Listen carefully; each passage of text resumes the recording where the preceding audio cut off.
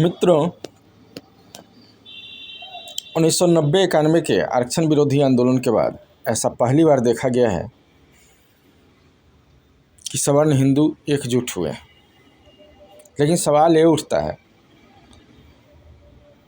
कि ऐसा करने की नौबत क्यों आई।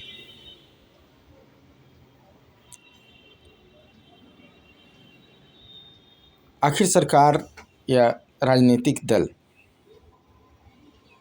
सवर्णों को समझते क्या है और सवर्णों से चाहते क्या है? क्या सवर्णों को अलग देश मांगना चाहिए? क्या सवर्णों के लिए अलग से स्कूल कॉलेज खोले जाएंगे, जिस तरह से अमेरिका में 1988 तक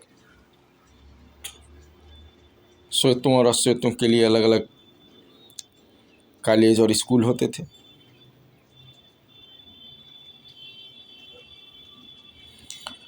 जो सरकार, जो पार्टी एक रहेंगे तो सेफ रहेंगे की बात करती थी,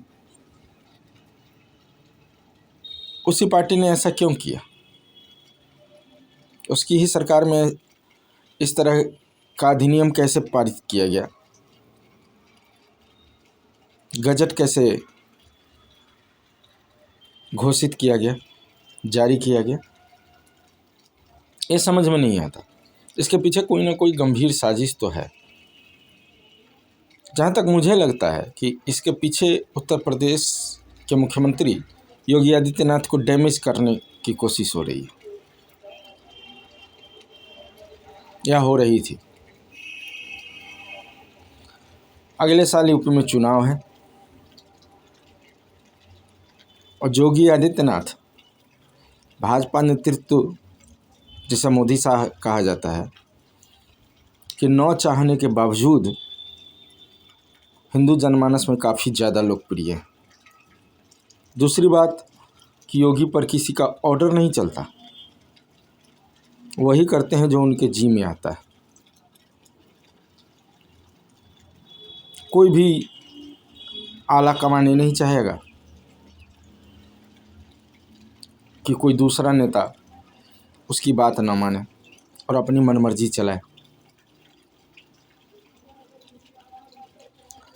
मोदी और शाह नहीं चाहते कि योगी भविष्य में प्रधानमंत्री के कैंडिडेट हो जाए। अगर वो तीसरी बार उत्तर प्रदेश जैसे बड़े और महत्वपूर्ण राज्य के मुख्यमंत्री बन जाते हैं और नए परिसीमन के बाद जो 2-4 सालों में ही होने वाला है, उत्तर प्रदेश में सीटों की संख्या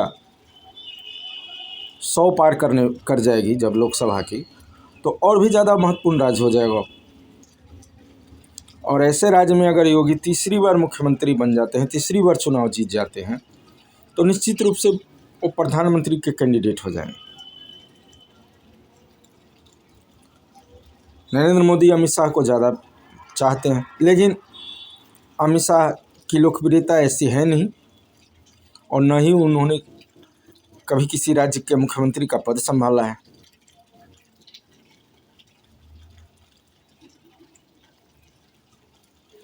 सीधे सीधे उनको गृह मंत्री बना दिया गया, वो भी राजनाथ सिंह जैसे बड़े कद्दावर नेता को हटाकर।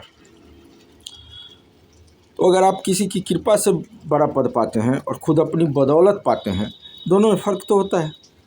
फिर अमित शाह कैसे योगी का मुकाबला कर पाएंगे? कैसे कहेंगे कि मैं योगी से बेहतर प्रधानमंत्री हो सकता हूँ या प्रधानमंत्री कैंडिडेट हो सकता हूँ? इन्हीं दुविधाओं को दूर करने के लिए, योगी का रास्ता काटने के लिए, मुझे जैसा लगता है कि यूजीसी को आगे करके वान चलाया गया। हालांकि उसका उल्टा असर हुआ। योगी और शाह को यह समझ लेना चाहिए कि किसी भी स्टेट के मुख्यमंत्री को आप अगर कमज़ोर करते हैं या किसी भी स्टेट में आप अपनी पार्टी को कमज़ोर करते हैं, तो अपने ही पैर पे कुल्हाड़ी मार रहे हैं।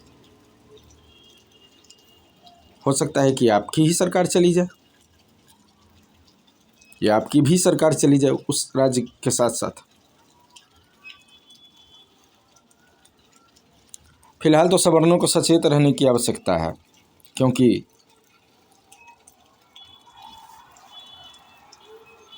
सवर्ण जितना चुपचाप रहकर सहते आ रहे हैं मोदी सरकार के जुल्मों को, चाहे SC/ST एक्ट के माध्यम से हो या अन्य कानूनों के माध्यम से। मैंने आज तक तो नहीं देखा कि मोदी कहीं स्टेज पे सवर्णों का नाम लेते हों। दलितों पिछड़ों की ही बात करते हैं केवल। 10% आरक्षण दे दिया, 10% आरक्षण दे दिया। क्या आरक्षण दे दिया? 10% दे के 100% करने के चक्कर में हो आप। तो कल को जातिगत जनगणना का रिजल्ट आएगा, आप कहेंगे कि जिसकी जितनी जनसंख्या है उतना आरक्षण होना चाहिए, 100% आरक्षण हो जाएगा फिर। इसलिए आगे भी इन लोगों से सचेत रहने की ज़रूरत है। आँख मूंद कर हिंदू राष्ट्र, हिंदुत्व के नाम पर इनका समर्थन करने की कोई आवश्यकता नहीं है। कहावत है, आप भला तो जग भला। जब हम ही नहीं रहेंगे तो हिंदू राष्ट्र लेकर क्या करेंगे? इसलिए सचेत रहिए। और जब तक हरिजन एक्ट ख़त्म नहीं हो जाता तब तक हमें यह लड़ाई जारी रखनी पड़ेगी। सिर्फ UGC एक्ट ख़त्म करने से नहीं होगा, हरिजन एक्ट भी ख़त्म होना चाहिए। 2018 में जो सुप्रीम कोर्ट ने ऑर्डर दिया था,